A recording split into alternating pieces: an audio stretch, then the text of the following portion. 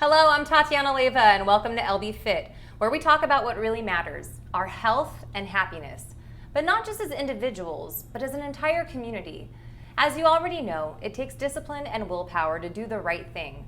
But did you know it also takes having the right environment? And that's where community comes in, or having access to the infrastructure and services that ensure everyone's quality of life is supported and protected.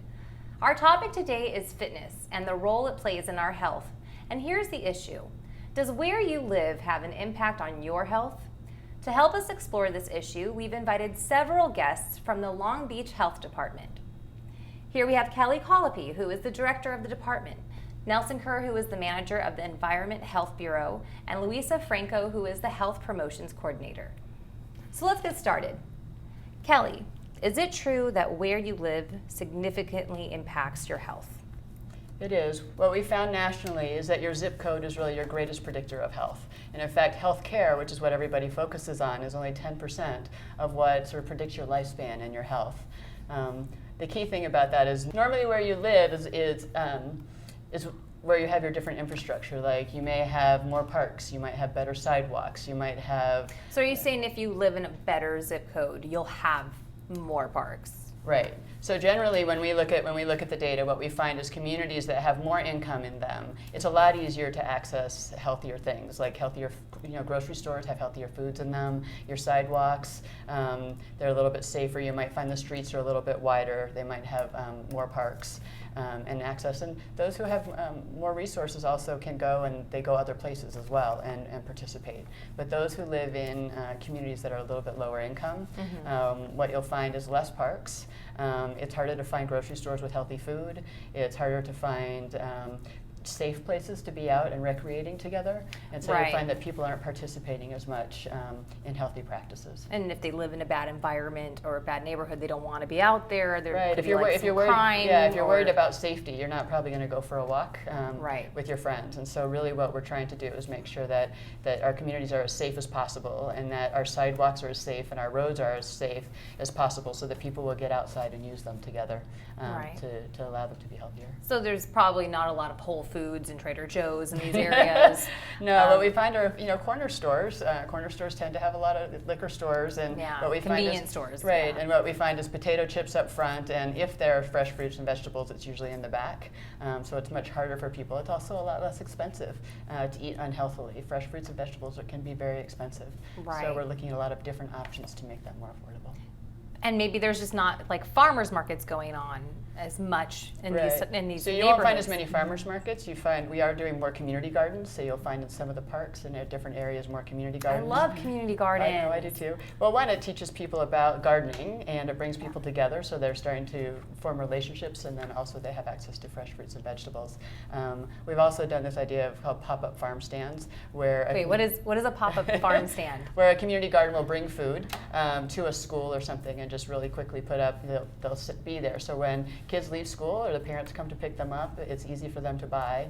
And we find a lot of kids have never seen a fresh fruit or vegetable, and so they're sort of holding it up and they're very fascinated by it. That's amazing. And then the parents will buy the food and take it home. So you just pick up your kid, and then right there's dinner. You can just buy everything you need for dinner. Right. That's so convenient. And cooking classes help as to how you cook that as well. Yes. Right. Yeah. Oh, I love that. Yes. That's wonderful. Thank you. Oh. Yeah, good. There are a lot of good ideas going on in the that's community. great. Yeah, to help and our I mean, the communities. local gardens are very, very amazing, I'm sure, because like you said, people come together, and it could be like a family outing where people are, bringing their kids in it, and it's like an event, you know what I mean? Yeah, and what we find is really, people get educated about how to be healthy. So we're pretty good at educating people. The hard part is how do you get access to it? So making sure that we have the fresh fruits and vegetables near, or we've got walking loops or fitness equipment, all of those kinds of things that are easily accessible and inexpensive. But also, where do you bring people together? Because if you come together, you're more likely to want to participate. You're a lot less motivated to go out and exercise by yourself than if there's a good reason and it's fun to get out there. So when you can do walking groups and things like that, then we find people are more likely to get engaged and spend time being healthier. So people, when they think of fitness, they think of going to the gym. Everyone thinks that that's what you do and that that's the only place you can go to. And, people always pay for their gym membership and they never even go anyways.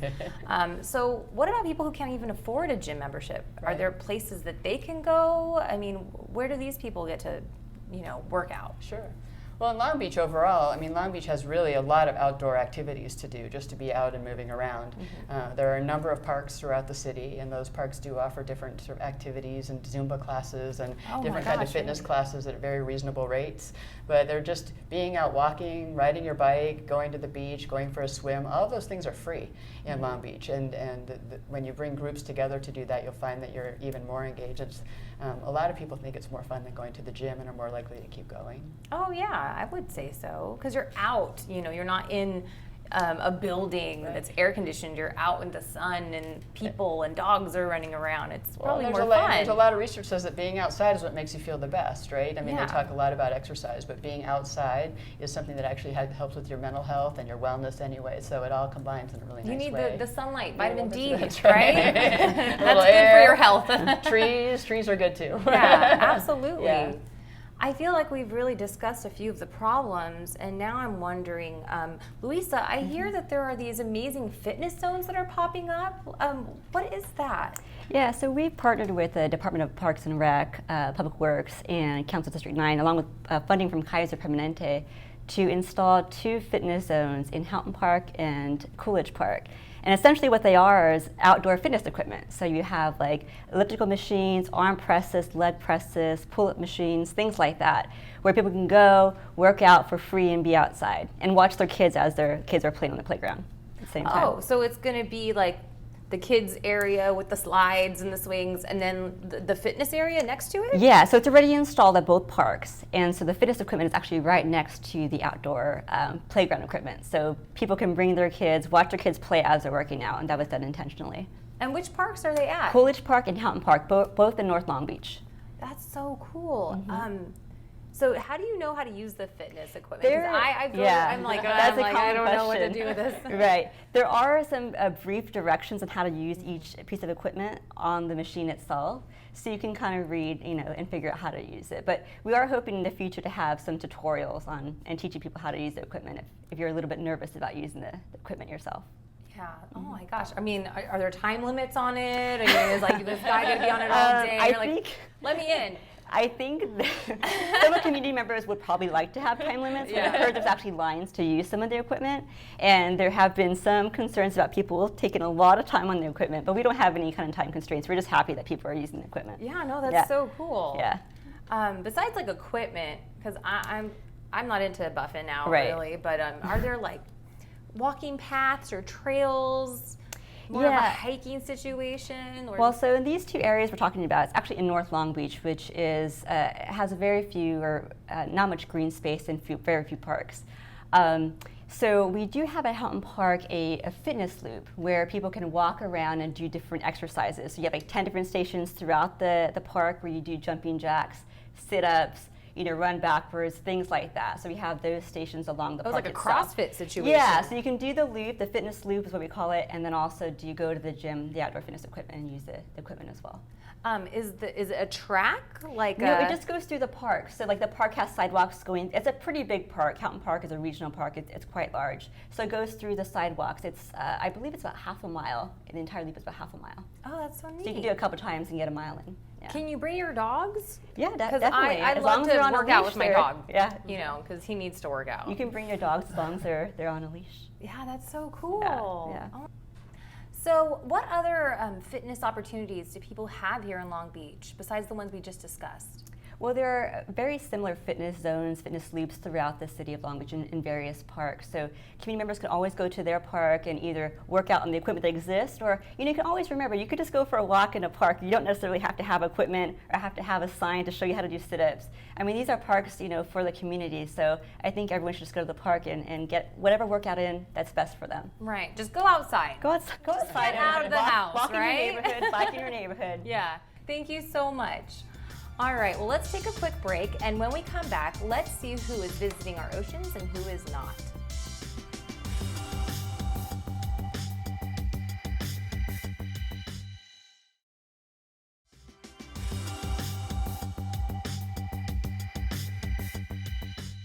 Welcome back. So here's the next question. Are we getting the most out of our beaches? With 6 miles of beautiful coastline, you would think that everyone would be out there. So why aren't we? Next up, we have Nelson Kerr, who is here, and I have a question.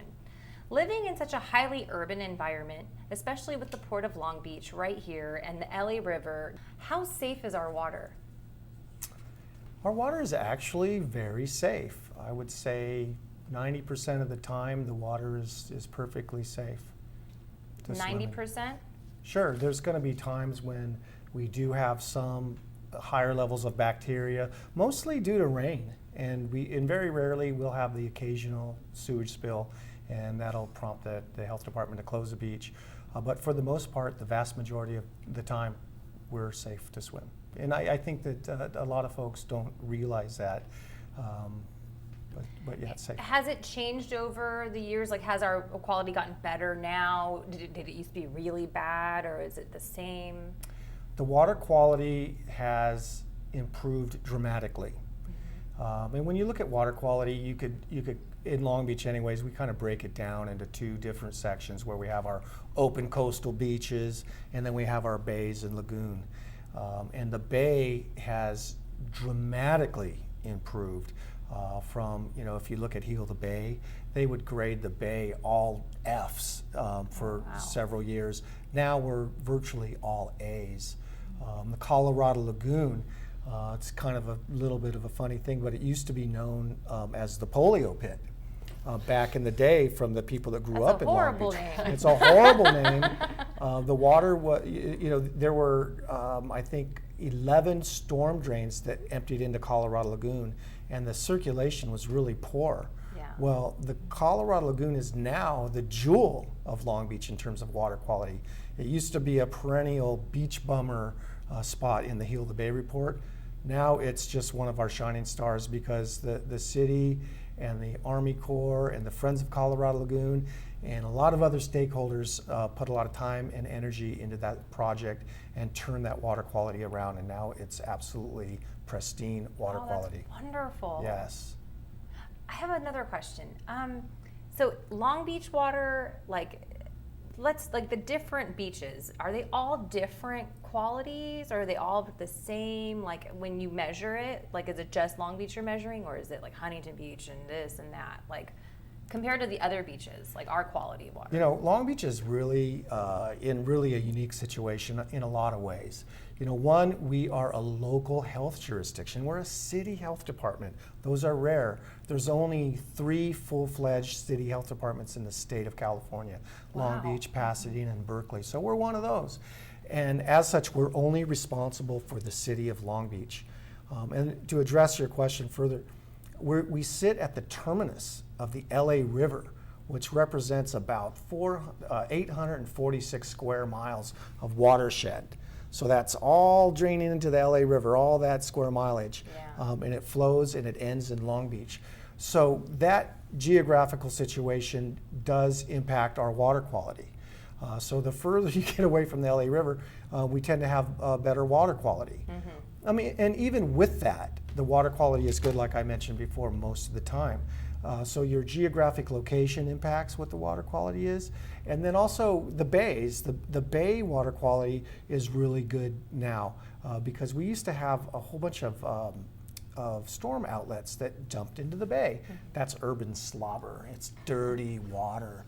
Okay, and when we diverted these storm outlets to the sewer during dry times because the flow is low, so we were able to do that. And when I say we, I'm talking about the city and our elected officials and a whole bunch of different stakeholders.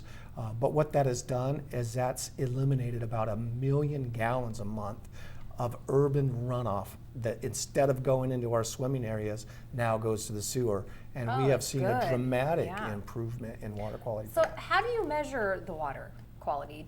Does someone go there and literally get the water out and you put it in a little, test tube? I'm just curious. It's again, local health department. We have our own public health lab that tests the water right in our own backyard. Back in '97, they passed a bill called AB 411, and that was a funded mandate that said, hey, all you health jurisdictions have to test the water. at least every week and only from April to October. But instead of doing that, we test all year round in Long Beach. So we test once a week, and it's a state mandate, and we do that. That's a function of the health department and the health officer. And it's also a function that we get our results and we post them. So we'll post them on the website at longbeach.gov/health. You can find them there under recreational water. And we also have a hotline where we post them. And then we also give our grades to Heal the Bay. And Heal the Bay will calculate a weekly grade and grade the water in terms of A, B, or C. So anyone can just go online and find out what the quality of the water is that day. Absolutely. That's amazing. Yeah.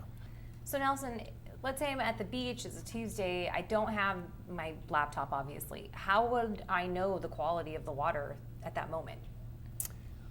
We've been working with the city manager's office on a really neat project where this summer we're going to be posting signs along the bay, and it's going to be a color-coded system for green, the water's fine, it's open, come on in.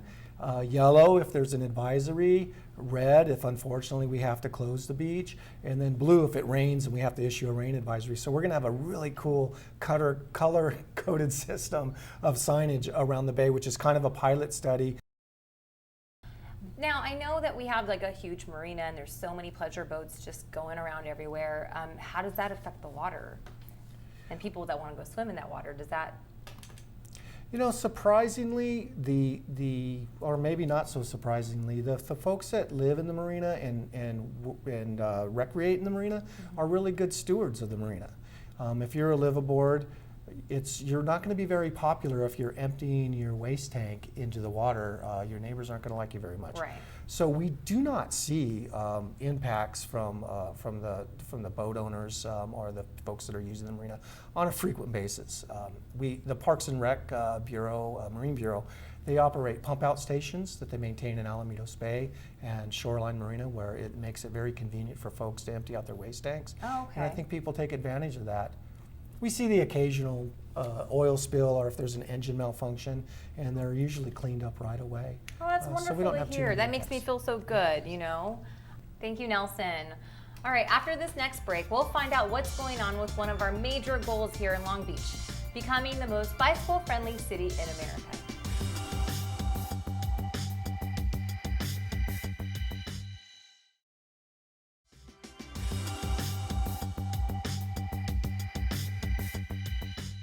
Glad you're back. As you may have already heard, here in Long Beach, we've declared we want to be the most bicycle-friendly city in America. And as you can see throughout the city, new biking infrastructure is popping up everywhere. But is it really changing behavior? So here we have Louisa again. Are people really biking more? Yes, they are. So every year since 2008, the Department of Public Works has conducted an annual bike count where they get volunteers. Volunteers are spread throughout the city and they count the number of bikes riding across a certain intersection. And we've seen since 2008, there's been generally an 8% increase in bicycling. Really? So just people's personal bicycles? Yeah, personal bicycles, yeah, exactly. That's awesome. But what are the problems that people have that don't use bicycles? Like, why are people not using bicycles? The three most common reasons are these. Number one, people are afraid to get on their bike because they don't want to get hit by a car, right? They're scared of traffic. Yeah. Number two, they don't know the rules of the road. So, how do I, cross the street or make a left-hand turn? And third, maybe they don't even have a bike or they don't have a storage area for their bicycle. So access to a bicycle is also a problem. No, I totally agree, because I've ridden my bicycle and almost been hit by a car, and that really scared me to death. Right. So it's also the drivers that need to be more aware of people on their bicycles, correct? Right, and that's where education comes in. So you have, from the bicyclist perspective, we need to know how to ride safely on the street, and essentially we follow all the same rules as a car. We have the same laws apply to us. And the motorists who are driving should also keep that in mind, that a bicyclist has every right to be on the road. And we need to, as bicyclists, make sure we're following those laws. But the other thing besides education, which is obviously very important, is bicyclists need to feel safe, right? So it's amazing what a stripe, like a bike lane, will do to make people feel much safer. So if we get more bike lanes, what we call bike boulevards, which are essentially slowing down traffic, like what we do over on Vista with the little roundabouts to slow down traffic, the protected bikeways that are over on 3rd and Broadway. So doing those types of infrastructure improvements can really make people feel safer and actually be safer while they're on the bike. So it's a combination of education and infrastructure, which Public Works is working on very hard. And safety, right? And safety, right. So will those things make you feel safe? Of course, you always want to make sure you have a helmet. Anybody under 18 should. Exactly. I've seen so many adults not wearing a helmet, and they should, just in case. They should. It's the law to wear a helmet if you're under 18 years of age. Right. Adults, it's not required by law, but I always think it wear should be a law. Yeah, that's up for debate, I'm sure. I always wear my helmet. I think most people should wear helmets. And I think a lot of people need to have like lights on their bikes. Sometimes at night you can't see people on their bikes if they don't have the proper lighting, correct? Absolutely, yes. And it's the law to you have to have a front light when you're riding at nighttime. So you must have a front light if you're riding at night. So usually as a motorist, you probably can see bikes much better when they have lights on them, right? So you can see them even for 2-3 blocks away. So just think of it, as a motorist. You want to be able to see bikes. So if you're a bicyclist, please make sure you're putting your lights on your bike. Right. So I'm seeing these blue bikes everywhere. People are going to this building getting these bikes. What is that? That is the Long Beach Bike Share, which just launched a couple of months ago as part of Open Streets. So essentially, it's a really large, fun bike. Kind of looks like a beach cruiser. Yeah. Has a basket in the front. You have a little rack in the back, and it has a U-lock that comes with it. And you can rent this bike by the hour, half day, full day, and even by the month, actually. And really, the purpose of those bikes is to travel 1 or 2 miles. So say you work in downtown Long Beach, right? You have to run a quick errand. You want to get a bite to eat. You do not want to schlep in your car to go a mile or two. What you can do is you jump on the bike. Takes you just as long as it would in a car. Run your errand, and then come back and return the bike. So it's a way to make biking much more convenient for people. So you don't have to return the bike to the place that you got the bike, right? Is that what you're saying?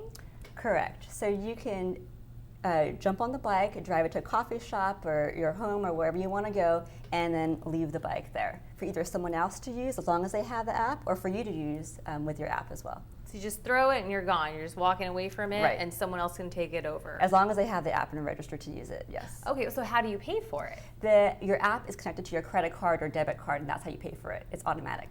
Oh, that's so easy. Mm-hmm. Oh, I love that. So what other things are we doing here in Long Beach to promote more people using their bicycles and safety? What other things are going on? Right, so as I mentioned earlier, education is a really important piece to increasing biking. So the health department's been putting on several bike safety workshops throughout the city, and where we've held about 5 or 6 so far with the average attendance of about 30 people. So they're actually pretty well attended. We have a few more scheduled for this summer, and we also have a new program over at Houghton Park, and it's called the North Long Beach Bike Hub, where kids can go learn how to ride their bike safely, and then also how to maintain their bikes. So, once people are feeling confident and safe and have a really safe bike to ride, they're hopefully more likely to use the bike and go riding in their neighborhood. So are these classes for children and adults, or? So the bike safety workshops the health department is hosting, those are for anyone. We really welcome families, and actually we tend to get a lot of kids and moms and dads coming out to these workshops, so anyone is invited to these workshops. The program at Houghton Park, the Bike Hub at Houghton Park, is at this point tailored for kids, mainly teenagers, and we teach them about bike safety and how to maintain their bikes. Oh, that's awesome. But we do hope to increase the capacity of that program, where we invite all community members to come out and participate. And it's free. And it's free, yes. That's wonderful. Definitely free. Oh, I love that. And are there specific times of the month that you guys do that? The bike safety workshops, we're going to have a few more this summer, most of them at the main library in downtown Long Beach. And then also if you go to bikelongbeach.org and or impactcommunities.com, there's a list of bike safety workshops. Thank you, Louisa. Now, Kelly, what should the viewers take home from this discussion we had today? Well, I think the main thing to know is that fitness can be done anywhere, and so there are a lot of different opportunities. It doesn't require a gym. There are lots of places in Long Beach to be out at the different parks, at our beaches, at our bays, on our bikes. And it's just making sure that that you know where to go, and you can look The Parks and Rec website has a list of all the different parks and activities that go there. We've got the water quality things showing up, and so they'll have all the signs and places that you can check, and you can walk right up to the beach and say it's time to be out there, and then all the bike safety. So there are a lot of different places to participate, and people shouldn't think that it comes, just from going to our gym, and that people everywhere in all of our communities can participate. Thank you to all of you for coming here today and helping all of us better understand why fitness is a key component of health and what we're doing here in our city to make it more accessible to all of our residents, no matter where they live. Also, please keep in mind that our Long Beach Health Department offers a full range of services to our community, so please check out their website. It's chock full of information. So with that, thanks for joining us, and I'll see you next time on LBfit.